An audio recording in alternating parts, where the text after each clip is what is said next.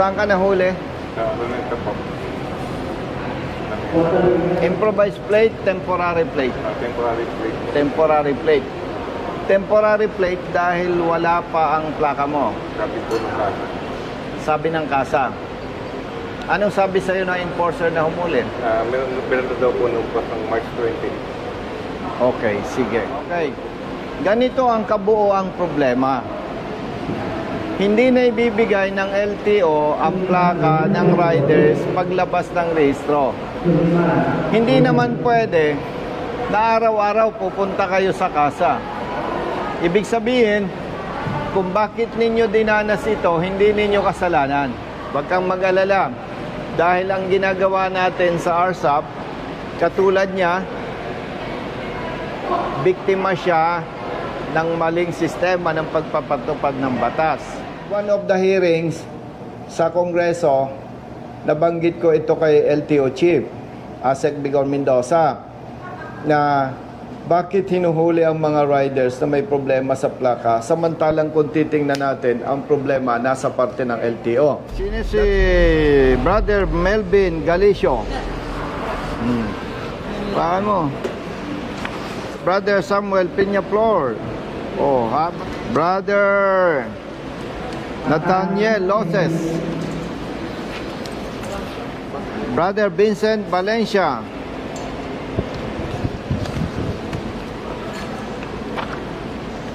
Brother Marvin Puentes. Taga saan ka? Ano po? Hindi Malara. Hindi kaya kamag-anak mo yung best friend ko, si Nicanor Puentes? Marami po yung kamag-anak. Hindi ka lang. Hindi bale, kung kamag-anak mo. Hindi. Ikaw, ba't wala ka? Sa akin po, ganun din po nangyari sa akin. Ganon din. Opo. Ang kaso lang po sa akin, natubos ko na po nung nung Monday po yata. Ano daw ang violation mo? Ganun din daw po, sa plaka daw po. Magreklamo daw po ako sa kasa ko mismo. Okay, sige. Upo ka lang muna. Saan ka nahuli? Luneta po. Improvised plate, temporary plate. Temporary plate. Temporary plate. Temporary plate dahil wala pa ang plaka mo. Sabi po ng kasa. Sabi ng kasa. Anong sabi sa'yo ng enforcer na humuli? Meron na daw po nung pasang March 20. Okay, sige. Ikaw, Sa akin sir, sa Giraneta rin po ako Geraneta din. Temporary plate, improvised plate. improvise po. Improvised plate. Ano sabi ng enforcer? Ano po sir, meron po akong authorization sir, galing po sa LTO Malabon sir. Kasi meron din po akong resibo na, kasi nagpa-duplicate na po ako ng plaka eh. Kaya lang hindi po inuuno yung... Sige. Hindi mo kasalanan yon. Ikaw, Improvise plate din po sir. anong sabi ng enforcer? Ayun po yung sinabi na sa plaka, May plaka ka na raw. may plaka na raw daw po. Pero wala ka pang natanggap. Yung natanggap ko lang po na nung nahuli na po ako. Bakit? Pumunta ka sa Kasa po.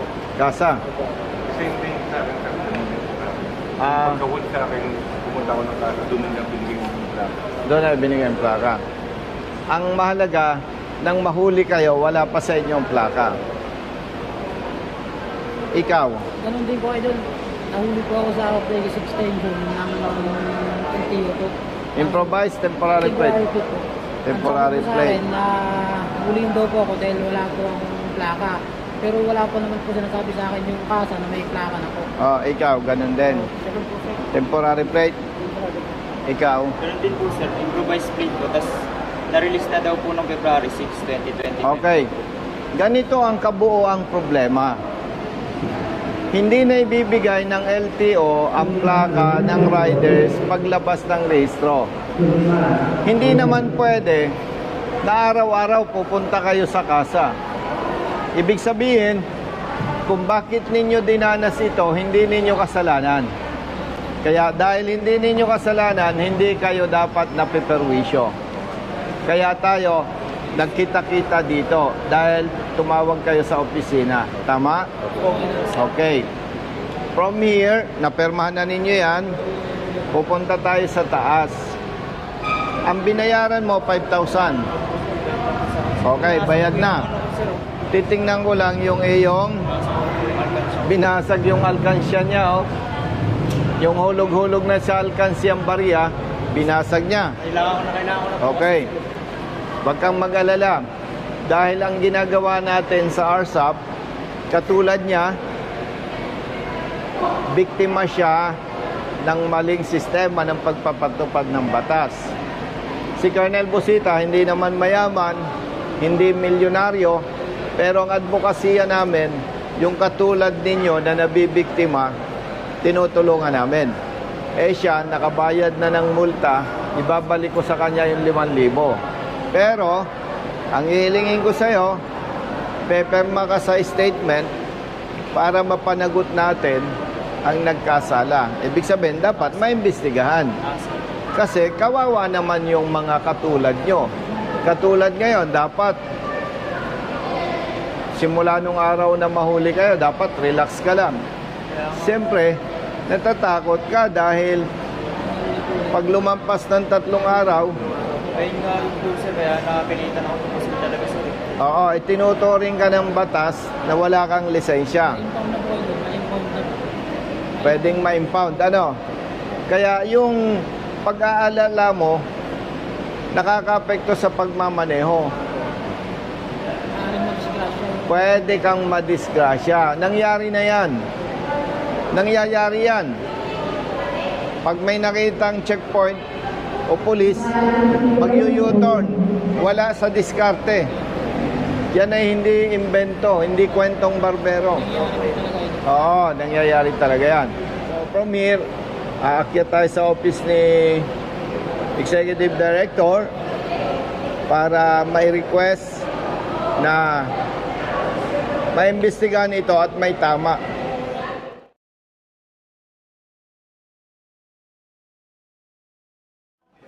May asawa? Ilan anak? Ilan taon ang panganay? 13. Maliliit pa ang anak. Ikaw, may anak? Ilan? 14 years old. May anak? Dalawa. Isang 6 saka isang 3. Nako, bata pa. Ikaw? Bata pa. Nasaan ang anak? Nasa'yo? Mag-ingat kayo dahil pag namatay kayo, kawawa pamilya nyo. Yon, ang sarap. Thank you. Ito ang kawawa. Estudyante. Binasag niya yung kanyang alkansya. Anong course mo? Ano po? IT po, best IT. IT.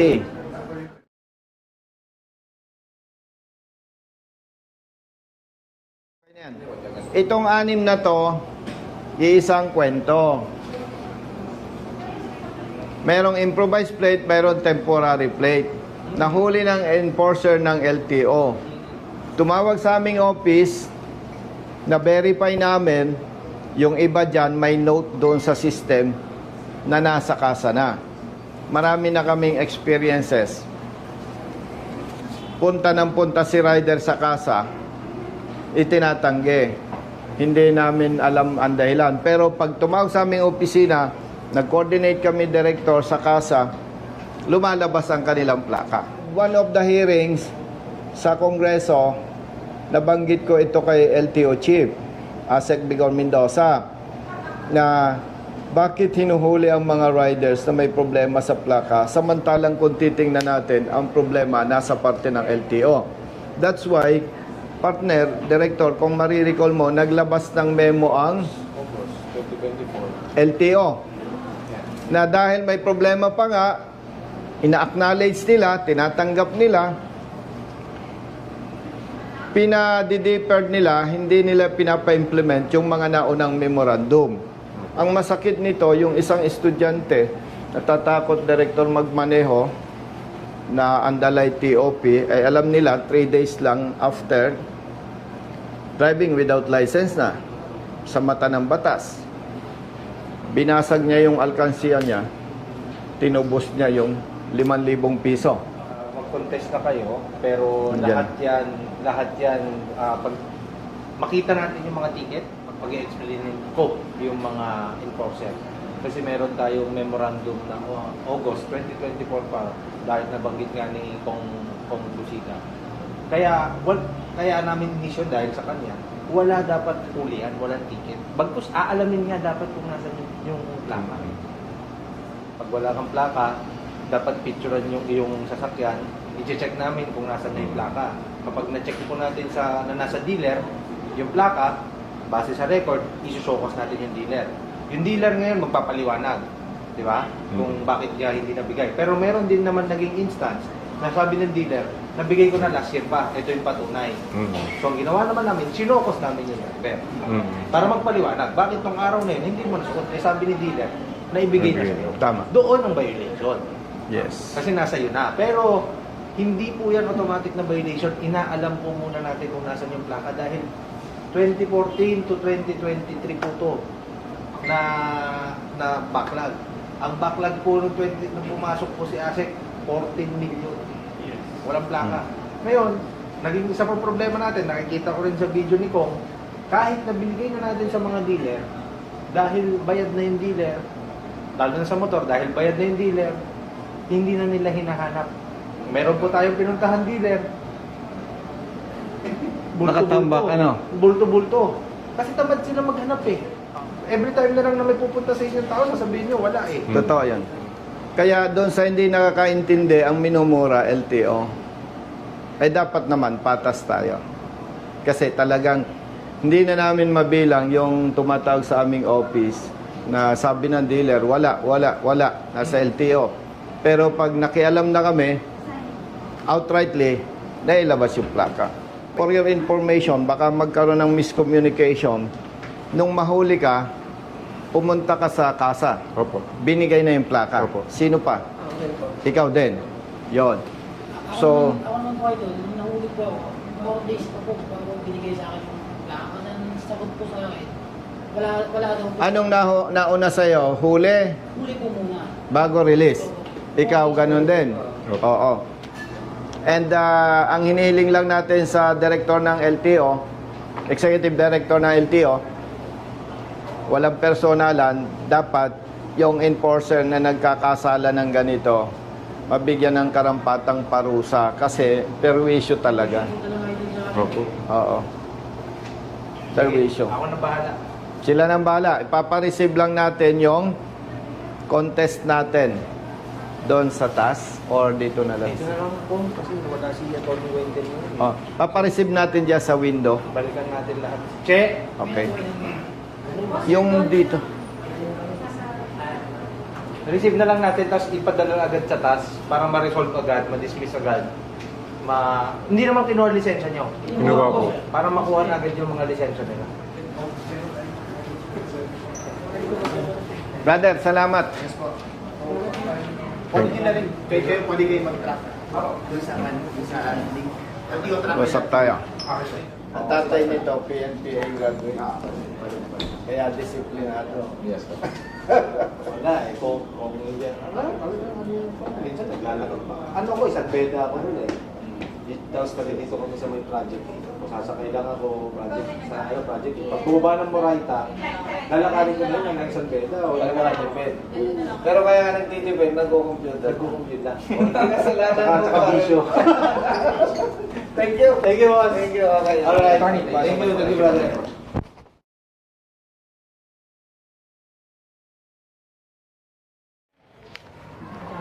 Brothers, wag na kayong mainggit dito ha. Kasi ito, estudyante. Ha? Ang importante lang sa amin na makuha namin rin. May table dito sa kung gusto mo mapa. Sige. Brother, paki-remind, especially sa Atty. Wendell, na nagdi-demand kami na mabigyan ng administrative sanction yung enforcer. Kasi pag hindi natin ginawa yun, pwedeng ulit-ulitin. Oo. Sige sir. Oo. Thank you, ah. Sige ba? 1, 2, 3, 4, 5. Uy! Bigyan ng jacket yan. Ha? Balik mo sa kasiya mo ha. Sa Alcancia po. Balik mo sa alkansiya mo. O, gumawa ka ng appeal mo. Attorney Bigor Mendoza, LTO Chief. Sir, sabi mo na nahuli ka ng LTO enforcer dahil wala pang plaka yung iyong motorsiklo. Ang nakalagay ay Improvised plate. Nagkapagbayad na po ako ng multa. Pero napag-alaman ko po na mali pala ang pagkahuli sa akin ng inyong enforcer. Dahil kung may problema sa plaka, hindi po namin kasalanan yan. Yan po ay responsibilidad ng inyong ahensya na mag-provide ng plaka sa amin ng mga motorista. Umaasa at nagpapasa. Ganun lang. Pangalan, contact number. Iiwanan natin sa kanila para i-resolve, cancel ang huli, malilinis yung pangalan mo. Okay? Upo ka na doon. Sige. Kita ninyo, nagagastusan ako dahil sa maling huli. Kaya, Brother Jerry, binilasan natin eh. Baka may magmulta dito sa mga ito. 1, 2, 3, 4, 5. Isa lang naman ang mapira dyan, sir, na magbabayad dito. Mukhang mapira kayo. Pati Si ito, Joyride. para si brother, mukhang Yan, mapira yan. napit. Hindi, ito naman, kahit hindi mapera, mukhang may kahera. May manager na kasama, boss eh. Ayun nga. Di ba? So, tingin ko dalawa magbabayad anytime. Ibigay ko na lang, attorney, sa'yo, yung contact number ko. Sige po. Para pagpunta natin dito, pipick upin na lang yung lisensya. Okay ba yon? O sige, gano'n na lang, brother. Oo. Kasi ito po yung mga TOP po nyo. Kasi na-photocopy na rin po namin. Yan, ibalik muna sa inyo. Paano kayo, sir? Ibig sabihin, hindi na po matutuloy bukas ng... Hintayin nyo na lang yung text ko. Ngayon, halimbawa, nag-text ako sa'yo, tinawagan ka ng opisina, okay na yung lisensya mo, hindi naman kailangan kunin mo yun ng araw na yun eh. Pwedeng sabihin mo, sir, sa next day ko na kukunin. Para lang, brother, hindi kayo na para makakapag-adjust ka sa trabaho mo. Ang hihilingin na lang natin, mabigyan ng tamang administrative sanction, parusa, yung enforcer, para matuto. Kasi pag hindi pinarusahan yan, pwedeng uulitin pa eh. Kawawa naman yung iba. Tama ba, Tony? Tama po. Yun lang naman ang aming hihilingin. Wala na muna bukas. Pag nag-advise siya, okay na, that's the time, papatawagan kayo sa aking staff para kunin na ninyo yung inyong lisensya. Okay? O sige. Sige po, thank you po. Salamat. Hindi na ako thumbs up ngayon ha. Nalalambutan ako eh. Kailangan gano'n na. Dapat laban. Smile po, smile. Yan. Wait lang po, ha. Okay. Okay po. Ibig sabihin nito, basta tama, laban. Okay po, smile. So, po, 1, 2, 3. Okay, last one. Nakita mo pindot. Okay ba? Okay, next, brother. Oh, ito muna. 1, 2, 3. Smile po. Ganyan, ganyan. Okay, smile. Wait lang, brother, ha. Loading.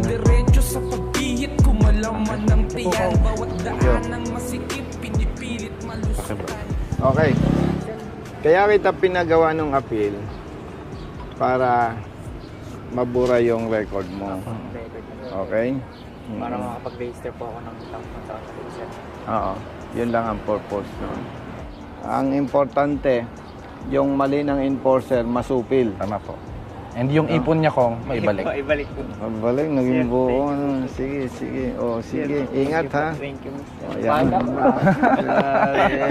Check mo na lang ha. O, sige. Ingat, lagi mag-helmet ha. Sige, ingat. Let's go. Alis mo doon, marabot. Sige, Mike. Ingat, ingat. Ingat ha. Yan. Ingat. Brother, ingat. Pakisabi, brother. Salamat ha. Salamat sa iyo ha. Walang kapaguran ha. No problem. Brother. MTPB. Teka, ba't nandito ang Manila Boys? Tutumot lang. Wala akong problema. Yan ang gusto kong mahuli eh. Ang gandang hulihin ng MTPB. Kumusta na? Okay naman po ako sa video ng 7 Thank you po. Akala ko, brother, akala ko, nahuli yung Manila Boys. Tapos, natubos. Kasi papalakpakan ko. Di po. Nagbibigay din po kami ng tulong, sir. Ganun ba? Tumutulong lang. Bata mo lang. Sir, istula, sir. Ito, Merong ibang hindi po namin ito ibinalik ni Mayor. Moreno. Bata ito ni Yorme. Wala tayong pasok ganito. Malinis po kami. 16 years na ako doon, sir. Ikaw yung tama. Ito yung nagbago na. Di ba? Apo. Huwag kang sasama dyan kasi hindi pa nagbabago yan. Bago po kami. Nandun po ako sa ano? Na po ko, sir. PMU na po kami. TMU. Mga tricycle po na. Okay. Ingat ha. Apo. Salamat po. Thank you. Brother. Ito nga tayo, sir. Sige, ito muna. Bayad na to eh. Okay. Yan. Maraming salamat.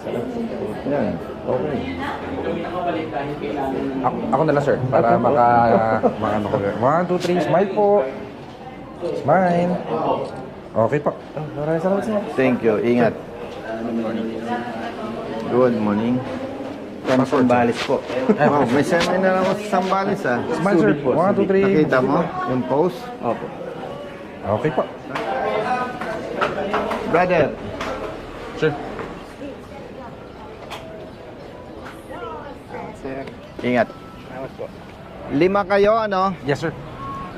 Yung kasama ninyo, si Mr. Puentes, nakuha na din yung lisensya. Bakit? Pinaboran tayo ng LTO na hindi kayo pa dapat pagmultahin. Number 1, milyon-milyong plaka ang hindi na ibibigay ng LTO. Tama po. Lalong-lalo na sa mga riders. Ibig sabihin, yung problema nasa parte ng LTO. Ngayon, may mga dealers, nandun na yung plaka, hindi pa binibigay sa inyo. Yan ay napatunayan natin at napatunayan din ng LTO. Di ba? So ano man ang dahilan, bakit kayo nahuli, hindi ninyo kasalanan. Kaya absulto kayo. Pero ang masama lamang doon, Brother Matt, abala. Katulad niya, security guard. Ito, angkas rider. Mobit. Grab. Nabala sila, di ba? Yes po. Oo, yun lang ang masama doon. Now, samantalang kung pagkaristo na ibibigay ng LTO ang plaka, walang problema. Di ba? So, gusto natin ipalam sa ating mga kababayan, lalong-lalo na sa mga riders, kung rehistrado ang motorsiklo mo at wala ka pang natatanggap na plaka, hindi ka obligado na gumawa ng improvised plate. Hindi ka obligado na magkabit ng temporary plate. Bakit? Walang batas na nag-uutos na habang hindi nare-release ng LTO yung plaka mo, kailangan mong gawin ito. Walang batas na nag-uutos. Dahil bayad tayo sa ating mga plaka. Ang hindi lamang maganda kapag hindi ka nagkabit ng temporary plate, mainit sa mata, maaabala ka. Kaya kahit hindi inuutos ng batas, magkabit ka ng temporary plate. Malinaw? Okay. Para hindi mainit sa mata. Pero kapag ang temporary plate mo halimbawa ay hindi masyadong mabasa o kaya pangit o kaya sabihin natin sira, wala kang paglabag doon. Kasi ikaw ay gumagawa lamang ng paraan para magkaroon ng identity o pagkikilanlan yung iyong motorsiklo. Pero hindi ka pwedeng pagmultahin. Gusto kong ipaalam na itong naging problema sa plaka hindi pa panahon ni DOTR Secretary Vince Dizon. Hindi rin panahon ni LTO Chief Asik Bigor Mendoza. Hindi rin panahon ni Attorney Greg Puwa, Executive Director, and even Attorney Wendell Dinglasan. Ibig sabihin, matagal nang may problema sa plaka. Nililinaw kayo, Brother Matt, baka yung mga tumutulong sa atin, sila pa ang bakbakan. Yes po. Tatandaan nyo, basta tama, kampi-kampi tayo.